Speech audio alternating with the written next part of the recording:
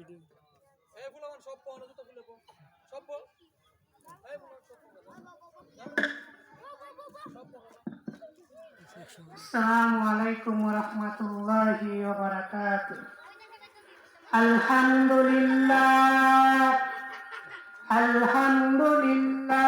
nahmaduhu wa nasta'inuhu wa nastaghfiruhu wa nu'minu bihi wa natawakkalu alayhi wa na'udzu billahi min shururi anfusina ومن سيئات أعمالنا من يهده الله فلا مضل له ومن يضلل فلا هادي له ونشهد أن لا إله إلا الله وحده لا شريك له الذي أرسله الله بالحق بشيرا ونذيرا وداعيا إلى الله بإذنه وسراجا منيرا أما بعد فأعوذ بالله من الشيطان الرجيم بسم الله الرحمن الرحيم يا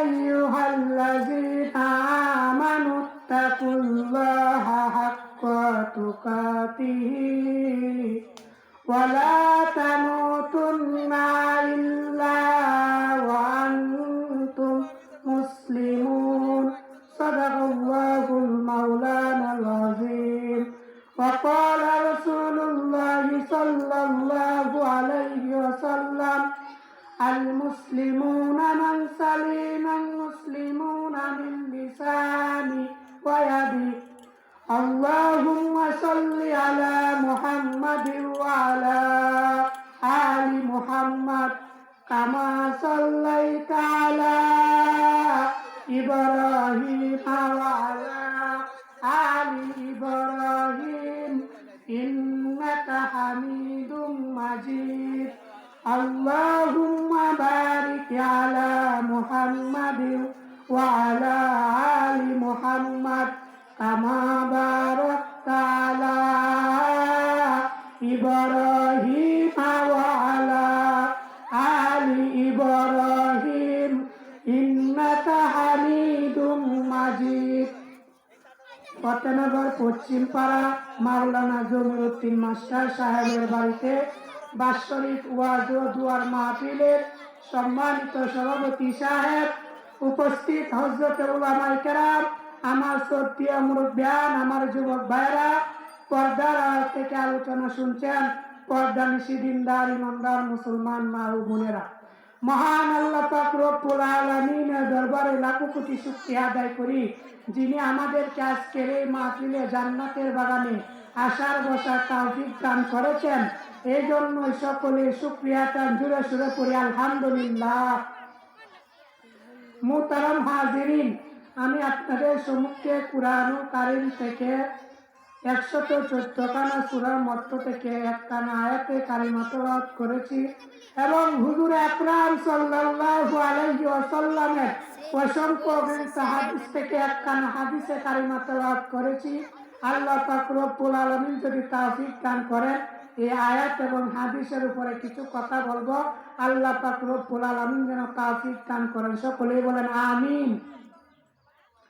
মুহতারাম হাজিরিন, আমি আপনাদের সামনে যে আয়াতে কারিমা তেলাওয়াত করেছি, মহান আল্লাহ পাক রব্বুল আলামিন বলেন ইয়া আইয়ুহাল্লাযীনা আমানুত্তাকুল্লাহ, ও ঈমানদারেরা, যারা ঈমান এনেছো, ঈমানের দাবি করো, তোমরা পরিপূর্ণভাবে আমি আল্লাহকে ভয় করো, বলে ভয় করার মতো ভয় করো। আয়াতের শেষে আল্লাহ পাক রব্বুল আলামিন বলেন তোমরা কখনো মৃত্যুবরণ করিও না, মুসলমান না হয়ে তোমরা কখনো মৃত্যুবরণ করিও না। দুনিয়ার ইমানদার মুসলমান ভাইয়েরা আমার, মহান আল্লাহ পাক রব্বুল আলামিন বলে, ও দুনিয়ার মানুষ, এই দুনিয়াতে কয়দিন আর তুমি থাকবা?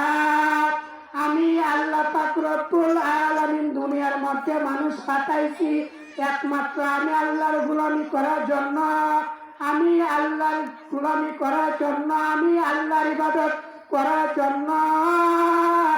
আর যদি তুমি কি করা মুসলমান না হয়ে কবরের মধ্যে যাও, পরিপূর্ণ মুসলমান না হয়ে কবরে কখনো আইসো না। আল্লাহ পাক রব্বুল আলামিন বলেন, মুসলমান না হয়ে কখনো মৃত্যুবরণ করিও না। ও দুনিয়ার মানুষ শোনো, আমাদের সমাজে আমরা সবাই মুসলমান, আমরা নিজেকে মুসলমান দাবি করি। আমি নামাজ পড়ি না, রোজা রাখি না। তুমি কেমন মুসলমান? তুমি রোজা রাখো না, তুমি 5 ওয়াক্ত নামাজ পড়ো না, তুমি সুদের খাতায় নাম লাগাইছ, সুদ খাও, ঘুষ খাও, তুমি তো কি করো না? পরিপূর্ণ ইমানদার মুসলমান হইতে পারো নাই। যেই ব্যক্তি ইমানদার সে সর্বক্ষণ তাকওয়ার উপরে চলবে। ইত্তাকুল্লাহ, তোমরা আল্লাহকে ভয় করো। কেমন ভাবে তোমরা ভয় করবা জানোনি? বর্তজানের খলিফাতুল মুসলিমিন আমিরুল মুমিনিন উমর ফারুক রাদিয়াল্লাহু তাআলা আনহু একদিন উবাই ইবনে কাব রাদিয়াল্লাহু তাআলা আনহুকে বলতেছেন, ও উবাই, ইত্তাকুল্লাহর ব্যাখ্যা তুমি আমাকে বলে দাও। আল্লাহ পাক রব্বুল আলামিন যে বলেছেন ভয় করার জন্য, আল্লাহকে ভয় করার জন্য, কেমনে আমি আল্লাহকে ভয় করব? ইত্তাকুল্লাহর ব্যাখ্যা তুমি বলে দাও। উবাই ইবনে কাব রাদিয়াল্লাহু তাআলা আনহু বলেন, ও আমিরুল মুমিনিন, আপনি কেন আমাকে জিজ্ঞাসা করেছেন? আরো তো সাহাবায়ে কেরাম আছেন, তাদেরকে জিজ্ঞাসা করুন। উবাই ইবনে কাব রাদিয়াল্লাহু তাআলা আনহুকে বর্তমানের খলিফা বলেন, ও উবাই, আমি শুনেছি আল্লাহ পাকের হাবিব বিশ্ব নবী জনাবে মুহাম্মদুর রাসূলুল্লাহ সাল্লাল্লাহু আলাইহি ওয়াসাল্লাম তোমাকে বলেছে কোরআন তেলাওয়াত করার জন্য। যে আল্লাহর পয়গম্বর তোমাকে এত ভালোবাসে, যেই নবীকে সৃষ্টি না করে আল্লাহ পাক রব্বুল আলামিন জগতের কিছু সৃষ্টি করতেন না। এবার যখন এই কথা বলিলেন, আল্লাহর হাবিবের দিন উবাই ইবনে কাব রাদিয়াল্লাহু তাআলা আনহুর বাড়িতে গেলেন, গিয়া বলতেছেন, হো উবাই, তুমি আমাকে কি করো? তুমি কোরআন তেলাওয়াত করো, আমি শুনব। এইভাবে যখন আল্লাহর পয়গম্বর কেমন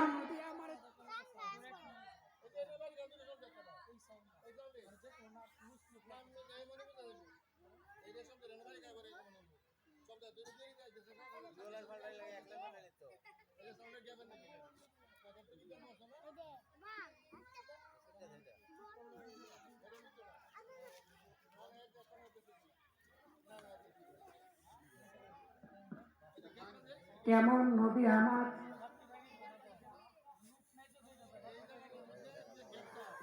কেমন নবী আমার তোমরা জানো। আল্লাহর নবী গেলেন উবাই ইবনে কাব রাদিয়াল্লাহু তাআলা আনহুর বাড়িতে গেলেন, গিয়া বলতেছে, উবাই, তুমি আমার সামনে কোরআন তেলাওয়াত করো। উবাই ইবনে কাব রাদিয়াল্লাহু তাআলা আনহু চোখের পানি ছেড়ে কাঁদেন, চোখের পানি ফেলতেছে আর কাঁদেন। ওগো পয়গম্বর, আপনি কেন আমার কাছ থেকে কোরআনের তেলাওয়াত শুনবেন? আল্লাহর নবী বলেন, উবাই শুনো, আল্লাহ পাক রব্বুল আলামিন বলেছেন তোমার কাছ থেকে কোরআন শোনার জন্য। এই কথা যখন বললেন, উবাই আরো বেশি করে কাঁদতেছে, চোখের পানি ছেড়ে কাঁদতেছেন। এবার উবাই ইবনে কাব রাদিয়াল্লাহু তাআলা আনহু বলেন, ও আল্লাহর পয়গম্বর, আল্লাহ পাক রব্বুল আলামিন কি বলেছেন আমি কোরআন তেলাওয়াত করার জন্য? আল্লাহর নবী বলেন, উবাই, আল্লাহ পাক রব্বুল আলামিন বলেছেন তুমি কোরআন তেলাওয়াত করার জন্য, আমি কোরআনের তেলাওয়াত শুনব। এই কথা যখন বলছে উভয়ের চোখ থেকে পানি গড় গড় করে চাটতেছেন। আল্লাহর নবী জিজ্ঞেস করেন, উভয় তুমি কেন চোখের পানি ছেড়ে কাঁদতেছ? উভয় ইবনে কাব রাদিয়াল্লাহু তাআলা আনহু বলেন, ওগো পয়গম্বর, যেই মালিক আমাকে সৃষ্টি করেছেন, মহান আল্লাহ পাক রব্বুল আলামিন আমাকে তার কুদরতি জবান দিয়ে ডাক দিয়েছেন, কুদরতি জবান দিয়ে ডাক দিয়েছেন। এই খুশিতে আমি চোখের পানি ছেড়ে কাঁদতেছি। অর্থ জাহানের খলিফাতুল মুসলিমিন আমিরুল মুমিনিন বলেন, ও ভাই, তুমি ইত্তাকুল্লাহর ব্যাখ্যা আমাকে বলে দাও। আল্লাহর পয়গম্বর তোমাকে কুরআন তেলাওয়াত করার জন্য বলেছেন। এই জন্যই তো উবাই ইবনে কাব রাদিয়াল্লাহু তাআলা আনহু বলেন, হে আমিরুল মুমিনিন, শুনো, ইত্তাকুল্লাহর ব্যাখ্যা কেমনে শুনো। আপনি যদি দুনিয়াতে চলেন, আপনি যদি দুনিয়ার মধ্যে কোন চিকন রাস্তা দিয়ে চলেন, ওই রাস্তার চতুর্দিকে কাঁটা আর কাঁটা, ওই চতুর্দিকে রাস্তার চতুর্দিকে কাঁটা যুক্ত রাস্তা দিয়ে যদি আপনি চলতে হয়, তাহলে কেমনে চলতে হবে? বলে, ওই রাস্তা দিয়ে যদি আমার চলতে হয়, তাহলে অত্যন্ত সতর্কতার সঙ্গে চলতে হবে, অত্যন্ত সতর্কতা থাকতে হবে, সতর্কতা অবলম্বন করতে হবে, যাতে আমার গায়ের মধ্যে কোনো কি করে, আমার গায়ের মধ্যে কোনো শরীরের মধ্যে কাটার আঘাত যেন না লাগে। উবাই ইবনে কাব রাদিয়াল্লাহু তাআলা আনহু বলেন, ও আমিরুল মুমিনিন, শুনুন, তাহলে আপনি দুনিয়াতে যখন চলবেন, দুনিয়াতে যখন চলাফেরা করবেন, আপনার শরীরের মধ্যে, আপনার দেহের মধ্যে, আপনার কলবের মধ্যে যেন কোনো গুনার কাজ না হয়, আপনার দ্বারা যেন কোনো গুনার কাজ না হয়, ওই সতর্কতা যদি অবলম্বন করতে পারেন, তাহলে তো আপনি ইত্তাকুল্লাহর উপরেও থাকতে পারবেন। আল্লাহকে কেমন ভয় করবা?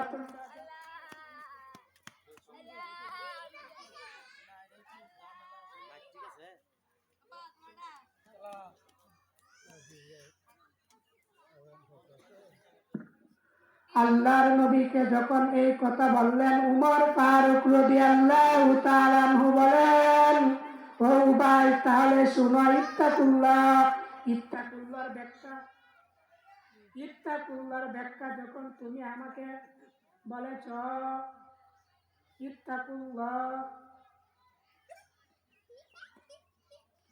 ইত্তাকুল্লাহর উপরে যদি আমি কি করতে পারি, থাকতে পারি, আল্লাহকে ভয় নিয়ে কোনো কাজ করব, আমি এমন ভাবে দুনিয়াতে চলাফেরা করব যাতে আমার দ্বারা কোনো গুনাহের কাজ না হয়। দুনিয়ার ইমানদার মুসলমান ভাইয়েরা আমার, মহান আল্লাহ পাক রব্বুল আলামিন বলেন, দুনিয়ার মানুষ, তোমরা কখনো মৃত্যুবরণ করিও না মুসলমান না হইয়া। মুসলমানের জিনিস মুসলমান কেমনে তুমি পালন করবা? মুসলমানিত্ব তোমার ভিতরে নাই, কেমনে তোমার ভিতরে মুসলমানিত্ব থাকবে? তুমি কি করো? হিন্দুদের পূজাও যাও, হিন্দুদের পূজার মধ্যে যাও, তুমি তো মুসলমান না। একজন হিন্দু মানুষের সঙ্গে তোমার সম্পর্ক, কিন্তু তুমি ওই সম্পর্ক করার কারণে হিন্দু লোক তোমাকে দাওয়াত দিল, তুমি তার পূজায় গেলা, কিন্তু তুমি তো একদিন হিন্দু লোককে দাওয়াত দিয়ে তোমার বাড়িতে আনতে পারলা না, তোমার ঈদগাহের মাঠে নিতে পারলা না।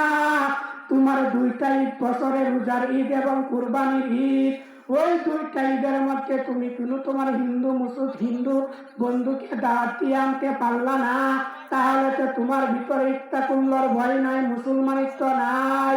বলে, তুমি আর আমি কেমন মুসলমান? তুমি গানের প্যান্ডেলেও যাও, যাত্রার প্যান্ডেলেও যাও, আজকে তোমার কাছে কোরআনের কথা ভালো লাগে না, তুমি কি করো না, কোরআন হাদিস শুনতে ভালো লাগে না, উলামায়ে কেরামদেরকে মহব্বত করো না, তুমি বাতিলের সাথেও চলো, হকের সাথেও থাকো, বাতিলের সাথেও তুমি থাকো, হকের সাথেও থাকো, তাহলে মনে রাখো বন্ধু, তুমি কখনো সাকসেস হইতে পারবা না। বলে, তোমার পা হলো দুইটা, দুই নৌকার মধ্যে যদি তুমি পা রাখো, তাহলে তোমার পা মাঝখান থেকে চিরে যাইবে, তুমি সাকসেস হইতে পারবা না। ইত্তাকুল্লাহ, আল্লাহর উপরে যদি তাওয়াক্কুল করো, আল্লাহ রিজিকের মালিক আল্লাহ, হায়াতের মালিক আল্লাহ, মৌতের মালিক আল্লাহ, মালিক আল্লাহ। আল্লাহ বলে বান্দা আমি নেই, আমি নেই, সমস্ত কিছুর মালিক আমি আল্লাহ।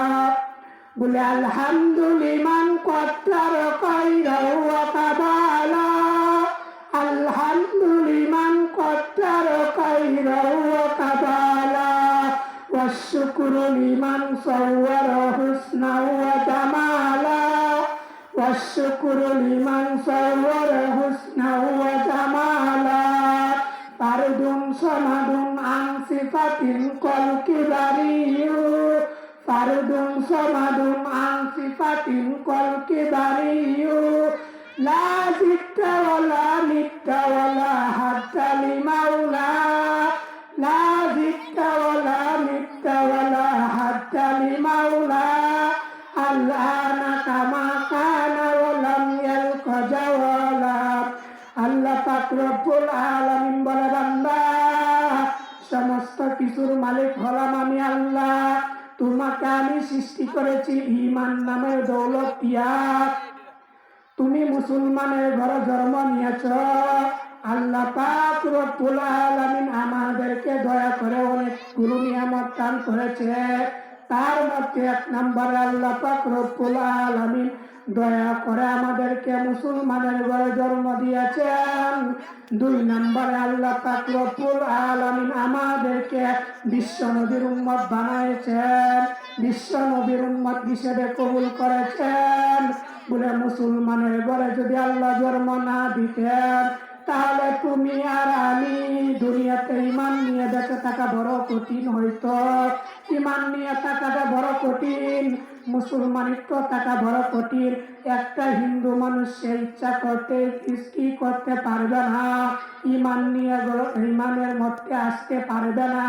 বলে তার পরিবার তার আহাল পরিজন তাকে ছাড়বে না। সে কেন মুসলমানের ঘরে আসবে? সে কেন তার হিন্দু আনি ধর্ম ছেড়ে দিবে? সে কেন মুসলমানের আল্লাহকে বিশ্বাস করবে, এক আল্লাহকে বিশ্বাস করবে? সে ইচ্ছা করলে পারবে না। কিন্তু আল্লাহ পাক রব্বুল আলামিন আমাদেরকে দয়া করে ঈমান নামের দৌলত দান করেছেন। এই ঈমান নিয়ে যদি তুমি আর আমি দুনিয়া ছাড়তে পারি, মহান আল্লাহ পাক রব্বুল আলামিন এই দুনিয়ার মতো 10টা দুনিয়ার সমান একটা জান্নাত দান করবেন। সুবহানাল্লাহ। এই দুনিয়ার মতো 10টা দুনিয়ার সমান একটা জান্নাত আল্লাহ পাক রব্বুল আলামিন আপনি আমার জন্য বড় দান করবেন।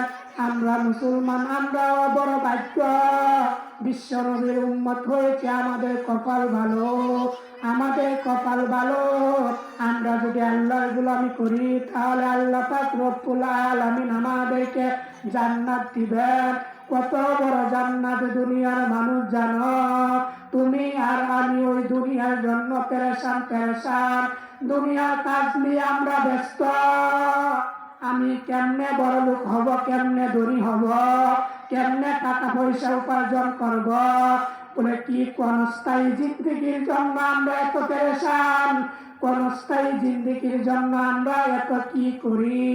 আমরা পাগল পারা হয়ে গেছি।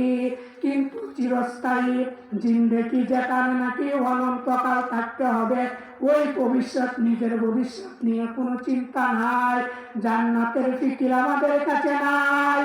আমরা দুনিয়া পাগল পারা হয়ে গেছি। ওই দুনিয়াতে আমরা চিরদিন থাকতে পারবো না। ও মুসলমান এলাকার যুবক ভাই, বৃদ্ধ বাবাজিরা, পর্দার আড়ালের মা বোনেরা, আমার কথাগুলো মনোযোগ দিয়ে শুনুন। আল্লাহ পাক রব্বুল আলামিন যে বলেছেন মুসলমান না হইয়া তোমরা মৃত্যুবরণ করিও না। তাহলে এবার আসুন, মুসলমান কারা? মুসলমান কয় প্রকার? কয় প্রকার মুসলমান আমাদেরকে জানতে হবে। মুসলমান হলো 3 প্রকারের। 1 নম্বরে হলো গুনাহগার মুসলমান, 2 নম্বরে পরহেজগার মুসলমান, 3 নম্বরে হলো ওলি মুসলমান। 1 নম্বরে গুনাহগার মুসলমান, 2 নম্বরে পরহেজগার মুসলমান, 3 নম্বরে হলো ওলি মুসলমান। গুনাহগার মুসলমান কারা? গুনাহগার মুসলমান হলো আপনি আমি। বলে জানি নামাজ পড়তে হবে, নামাজ ছেড়ে দিয়েছি, নামাজ পড়ি না, আমরা গুনাহগার, আল্লাহর হুকুম মানি না, আমরা গুনাহগার। আল্লাহ পাক রব্বুল আলামিন বলেছেন রমজান মাসে 30টা রোজা রাখার জন্য আমরা রোজা রাখি না। আমরা মুসলমান না, আমরা গুনাহগার মুসলমান। আল্লাহর হুকুম মানি না, নবীর সুন্নাত মানি না। ও এলাকার মুসলমান যুবক, আল্লাহর গোলাম, ও আমার যুবক ভাই, ভালো করে কথাগুলো শুনে নাও। আমিও তো একজন যুবক মায়ের সন্তান। এই যৌবনের বাহাদুরি চিরদিন থাকবে না। আজকে তুমি যৌবন কালে ইবাদত করো না, বৃদ্ধ যখন তুমি হয়ে যাও, লাঠির মধ্যে ভর দিয়ে তুমি মসজিদের মধ্যে যাও। ওরে মুসলমান যুবক, ও যুবক ভাই শুনো, তোমাদেরকে বলতেছি, সময় থাকতে নামাজ পড়ো। সময় চলে গেলে এই সময় আর ফিরে আসবে না। নামাজের দাওয়াত দিলে বলে আসেন ভাই নামাজে যায়, বলে তাই আমার শরীরের অবস্থা ভালো না, কাপড় পাক নাই, আমার শরীরের মধ্যে সমস্যা আছে। আল্লাহর নবী বলেন, ও দুনিয়ার উম্মত আমার শোনো, তুমি কি জানো তোমার নাপাক শরীর, তোমার শরীর পাক পবিত্র নয়। ওই নাপাক শরীর নিয়ে তোমাকে জাহান্নামের আগুনে পড়তে হবে। তুমি কি করো না, প্রস্তাব পায়খানা করে বিলাগুলো ব্যবহার করো না। ওই এলাকার যুবক ভাই, মাইকের আওয়াজ যত দূর যাচ্ছে, আমার কথাগুলো মনোযোগ দিয়ে শুনে নেন। ও যুবক ভাই, তুমি কি জানো তোমার দিন থেকে একটা দিন চলে গেল, ওই সময়টা আর আসবে না। সময় থাকতে সময়ের কাজে লাগাও। বলে নামাজ পড়ো না, এটা তোমার জন্য কি? তুমি হলো গুনাহগার মুসলমান। এবার আসুন, পরহেজগার মুসলমান কারা? পরহেজগার মুসলমান কে? পরহেজগার মুসলমান হলো ওই ব্যক্তি, যে ব্যক্তি গুনাহ করার পরে আল্লাহর কাছে তওবা করে, যতক্ষণ পর্যন্ত না আল্লাহ পাক রব্বুল আলামিন মাফ না দিবেন, ততক্ষণ ওই বান্দা কি করবেন না, তওবার দরজা থেকে ফিরে আসবে না। গুনাহ করার পরে ওই লোকটাই তো ভাগ্যবান, ওই লোকটাই তো পরহেজগার ভাগ্যবান, যে লোকটা নাকি কি করে, গুনাহ করার পরে আল্লাহর কাছ থেকে তওবা করে, আল্লাহর কাছ থেকে তওবা করে ফিরে আসে, গুনাহর কাছ থেকে ফিরে আসে, আল্লাহর রাস্তায় চলে যায়, ওই লোকটাই তো হলো রে ভাই পরহেজগার মুসলমান। এবার আসুন, ওলি মুসলমান, পরহেজগার মুসলমানের দুনিয়াদারি ভালো লাগে না। আল্লাহ পাক রব্বুল আলামিন বলে, বান্দা তুমি হালাল ভাবে যদি দুনিয়া উপার্জন করো, এতে কোনো সমস্যা নাই। আমার হুকুমগুলি তোমার মানতে হবে। আল্লাহ পাক রব্বুল আলামিন বলেন, পরহেজগার মুসলমান হলো ওই ব্যক্তি হালাল ভাবে টাকা উপার্জন করিয়া যদি ওই লোকটা 1 কোটি টাকারও মালিক হয়ে যায়, তার জন্য আল্লাহ পাক রব্বুল আলামিন ওইটা হালাল করেছেন। আর হারাম ভাবে যদি উপার্জন করিয়া 5 কোটি টাকারও মালিক হয়ে যায়, ওই টাকা আল্লাহর বান্দা ভোগ করে যাইতে পারবে না।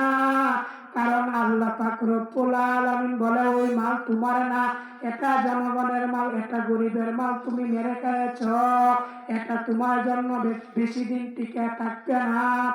এবার আসুন, ওলি মুসলমান কারা? আল্লাহ পাক রব্বুল আলামিন বলেন, ওলি মুসলমান হলো তারা যারা দুনিয়া নিয়ে কোনো চিন্তা ফিকির নাই। বলে কখন চিন্তা ফিকির করে? আমাদের সমাজের, আমাদের দেশের অবস্থা হলো এমন, বুড়া যখন হয়ে যায় তখন দেখবেন আল্লাহর ওলি হইতো চায়, কিন্তু বুড়া কালে পারে না। সে বলবে, আমি দুনিয়ার পাগল না, আমি দুনিয়া চাই না, আমি আল্লাহকে চাই, কিন্তু তখন তো তার সময় শেষ, এক পা কবরে চলে গেছে, তখন সে দুনিয়ার জন্য পাগল পারা হয় না, তখন সে আল্লাহর ওলি হইতে চায়। আল্লাহ বলে, বান্দা বুড়া কালে ওলি হইতে পারবে না, যৌবন কালটা কাজে লাগাও। যৌবন কালে যদি তুমি ইবাদত করো, আল্লাহ পাক রব্বুল আলামিন মরার আগে হলেও তোমাকে ওলি বানাইয়া কবরের মধ্যে নিবেন। এই জন্য ওলি মুসলমান কারা? এবার শুনুন, ওলি মুসলমান হলো ওই ব্যক্তি যার দুনিয়ার মধ্যে সে লোকটা 100 কোটি টাকার ইনকাম হইবে দৈনিক, কিন্তু সে কি করবে না, ওই টাকা সে নিবে না, টাকার জন্য সে পাগল পারে না, আমাদের একজন আকাবিরের একটা ঘটনা, উনি অনেক বড় একজন আলেম ছিলেন। উনি এমন কোনো গাছ নাই যে গাছ দিয়ে নাকি উনি ওষুধ বানাইতে পারতেন না। তার কাছে আসলো বনাদি চিকিৎসার লোকেরা, হজরতের কাছে আসলো, আয়সা বলতেছে, হুজুর আমরা আপনাকে 1,00,000 টাকা মাসা দিব, আপনি আমাকে কি করেন, আমাদেরকে চেয়ারের মধ্যে বৈশা কি করবেন, আপনি আমাদেরকে কোন গাছ দিয়ে কোন ওষুধ হয় ওইটা আপনি আমাকে জানাইবেন। তখন আল্লাহর ওলি কি করেছিলেন, তুমি আমাদেরকে 1,00,000 টাকা বেতনের কি করো জানাও, 1,00,000 টাকা বেতন তুমি আমাদেরকে শুনিয়েছ। ও দুনিয়ার মানুষ শুনিয়ে রাখো, আমি 1,00,000 টাকা নিতে আসি নাই, আমি 1,00,000 টাকার বেতন কি করবো না, নিব না। ওই হুজুরের, ওই আল্লাহর ওলির হজরতের ওটা ছিল, হুজুরের কাসলত ছিল এমন, একটা ওষুধ যদি হজরতে বিক্রি করতো, ওই ওষুধের টাকা, ওই ওষুধের মূল্য যতক্ষণ নাকি হজরতের টাকা শেষ না হইতো ততক্ষণ পর্যন্ত আর একটা ওষুধ বানাইতেন না, বিক্রিও করতেন না। অথচ দৈনিক হজরতে হাজার হাজার লক্ষ লক্ষ টাকা কামাই করতে পারতেন, কিন্তু সেই ব্যক্তি কি করে না, ওই টাকা নেই নাই, কি করে না, উপার্জন করে নাই। তারাই হলো বলি মুসলমান। আমি আর তুমি পাই না দুনিয়ার জন্য, শুধুই খালি দৌড়াদৌড়ি করতেছি। দুনিয়া তো আমরা পাই না, দুনিয়া তো আমাদেরকে গড়া দিবে না, আমরা কেন দুনিয়ার পিছে চলবো? দুনিয়া আমাদের গোলামি করবে, মাছ আমাদের গোলামি করবে, আসমান জমিন আমাদের গোলামি করবে, পশু পাখি আমাদের গোলামির জন্য আল্লাহ পাক রব্বুল আলামিন সৃষ্টি করেছেন। আমরা কেন মোবাইলের গোলামি হব? যুবক ভাই, মোবাইল আমাদের গোলামি করবে, আমরা মোবাইলের গোলামি করতে হবে না। আল্লাহ পাক রব্বুল আলামিনের গোলাম যদি আমরা হইতে পারি, এই দুনিয়াটা আল্লাহ পাক রব্বুল আলামিন একদিন তোমার আর আমার সামনে এনে দিবেন। বলে সময় মতো কাজ করতে হবে। আজকে সময় আছে। কারেন্টটা মনে গেছে গেছে না, এটা দিতেছে হ্যাঁ, একটু মাইকে আপনি দাওয়াতটা দিয়ে, হ্যাঁ, সকল সকল মুসলমান এলাকাবাসী সবার উদ্যোগে, হ্যাঁ, মাহফিলের আয়োজন তো সবারই দাওয়াত, এবং সবাই একটা আহ্বান একটু বইলে গিয়ে, হ্যাঁ, এই মনে হন যেটা কারেন্টটা গেছে অনেক কথাটা বইলে এখন আবার গিয়ে ওজন তুই এগুলো বিষয় দিস না।